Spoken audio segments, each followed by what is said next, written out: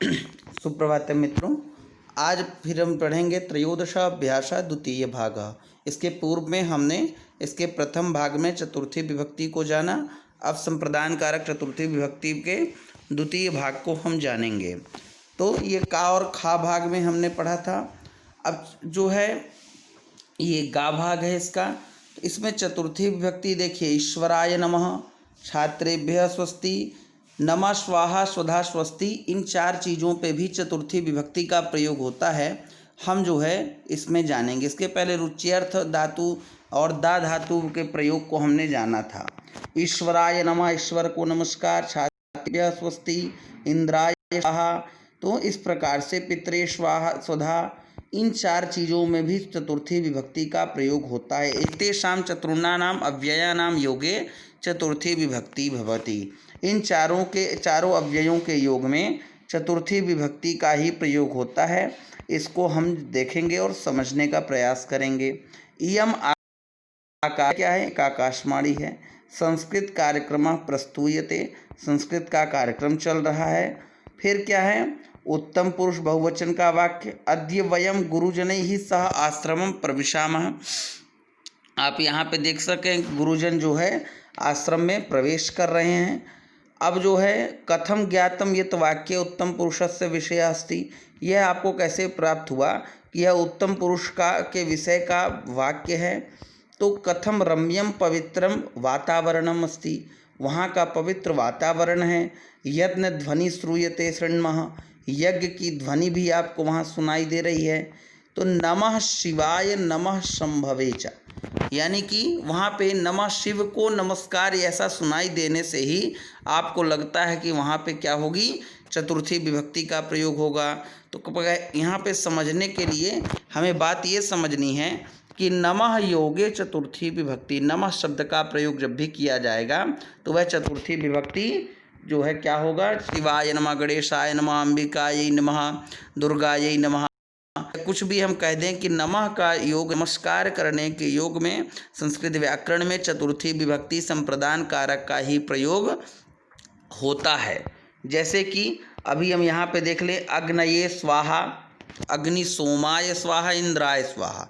तो नमः स्वाहा स्वधा स्वस्ति, इन चार अव्यय सूचक शब्दों के योग में हमेशा ये एक तरह से उपपद विभक्तियां हैं मित्रों, और इन उपपद विभक्तियों में हमेशा चतुर्थी विभक्ति का ही प्रयोग होगा। और जहाँ पे भी चतुर्थी विभक्ति होगी वहाँ पे संप्रदान कारक का प्रयोग होगा। जैसे कि हम यहाँ पे कह सकते हैं, अन्यत्र आचार्य शिष्येभ्यः सदाचारम उपदिशति, शिष्य को का जो है सदाचार आचार्य के सामने दिखाई दे रहा, उपदिशति।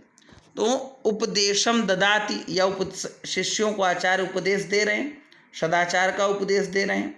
तो उपदेश जो है देने अर्थ में है। तो दा धातु में भी चतुर्थी विभक्ति हुई थी। मम कस्मै क्रुद्ध्या, क्रियापदम क्रुद्ध धातु तथा लोट लकार में। तो यहाँ पे क्रुद्ध धातु में भी चतुर्थी विभक्ति का प्रयोग होता है, लोट लकार। देखिएगा, क्रुद्धताम क्रुध्यन्तु, क्या होगा? क्रुध्यतु क्रुद्धताम क्रुध्यन्तु, क्रुद्ध्य क्रुध्यतम क्रुध्यत, क्रुध्यानि क्रुध्यावा क्रुध्यामः। तो क्रुद्ध धातु चतुर्थी विभक्ति, कस्यापि कृते क्रोधा न कर्तव्या, और जो है जब भी किसी के ऊपर क्रोध किया जाएगा तो वहाँ पे भी चतुर्थी विभक्ति का प्रयोग होगा।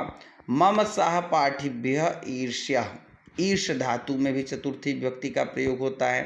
तो क्रियापदम लोट लकार मध्यम पुरुष एक वचन, ईर्ष धातु में सहपाठिभ्य, यानी कि अपने सहपाठी से ईर्ष्या करना, उससे जो है क्या करना? ईर्ष्या। तो इस प्रकार से माँ मित्राय द्रुह्य। अब द्रुह्य धातु में भी जो है यहाँ पे क्या होता है? द्रुह्य धातु में चतुर्थी विभक्ति का प्रयोग होता है। तो अब द्रुह्य धातु में मित्र से मारणम कर्तुम इच्छा न कर्तव्य, अब जो है मित्र को मारने की इच्छा ना करना। मम सज्जनाय असूय, अब अस धातु में भी आप देखेंगे लोट लकार मध्यम पुरुष एक वचन का शब्द है असूय, और दुहि यच, इस तरह से 22 धातुओं पे चतुर्थी विभक्ति का प्रयोग होता है। उन्हीं में से एक प्रत्येक धातुओं को हम यहाँ पे समझते जा रहे हैं एक एक वाक्य के माध्यम से। अब देखेंगे, धनम दरिद्रेभ्यः यच्छ, इच्छा करने अर्थ में।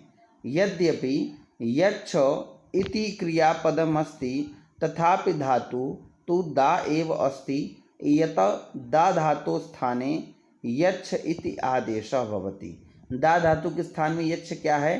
दरिद्रेभ्यः शब्द इच्छा करने अर्थ में, दरिद्र को जो है कुछ देने की हमारी क्या है? इच्छा है, लेकिन देना तो चाह रहे, और जहाँ पे भी दा धातु का प्रयोग होगा वहाँ पे क्या होगी? चतुर्थी विभक्ति का ही प्रयोग होगा। जैसे कि हम यहाँ पे कह दें यच्छतु यच्छताम यच्छन्तु यच्छ यच्छताम यच्छत यच्छान यच्छावा यच्छाम, दा धातु का ददतु दत्ताम ददन्तु दत्त दत्ततम दत्त दत्तानि दत्तावा दत्तामः। इस प्रकार से जो है रुच्यर्थ इत्यादि धातुओं में भी चतुर्थी विभक्ति का प्रयोग होता है। सत्कार्याणि देवेभ्यः रोचन्ते। अब जो है सत्कार्य से हम देवताओं को लुभाते हैं। देवता कब प्रसन्न होते हैं हमसे? रुचि का अर्थ क्या होता है? पसंद करना। हमसे कब पसंद होंगे? जब हम कोई सत्काम करेंगे, सत्कर्म करेंगे, तभी वह पसंद होंगे। तो तत्र पश्यतः महर्षि आगच्छति तम नमामः छात्राः तम नमतः। महर्षि के आते ही छात्र क्या करते हैं? उसको नमस्कार करते हैं। तो ऋषिवराय नमः, तो नमः योगे चतुर्थी विभक्ति भवति। तो युष्मभ्यम स्वस्ति किमद्य आश्रमं द्रष्टुमागताः। तो अब धन्या वयम भवता दर्शनेन। धन्य क्या? धन का क्या है? वयम भवता दर्शन कर रहा है। तो भवता दर्शनम कृत्वा वयम धन्याः संजाता। तो दर्शन करने मात्र से भी आश्रम के कुछ लोगों के दर्शन करके भी हम क्या हो जाते हैं?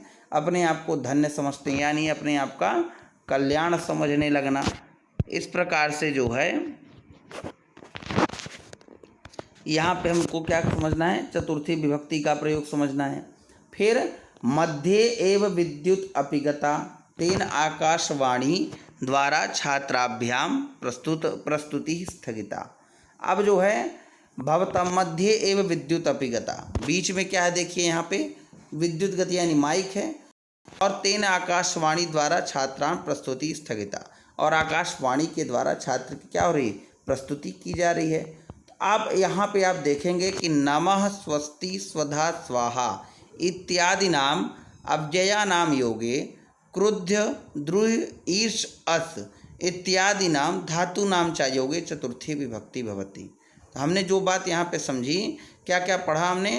कि नमः के योग में, स्वस्ति के योग में, स्वाहा के योग में, स्वधा के योग में, और जो है ये कुछ धातुएं जो हैं क्रुद्ध द्रुह ईर्ष अस, इन धातुओं के योग में, ये धातुएं भी जहाँ लगी हों वहाँ पे हमेशा चतुर्थी विभक्ति का प्रयोग होगा तथा संप्रदान कारक का प्रयोग होगा। इस प्रकार से मित्रों हमने यहाँ पे क्या पढ़ा? इसके चतुर्थी विभक्ति के त्रयोदश अभ्यासों में द्वितीय भाग को जाना। धन्यवाद।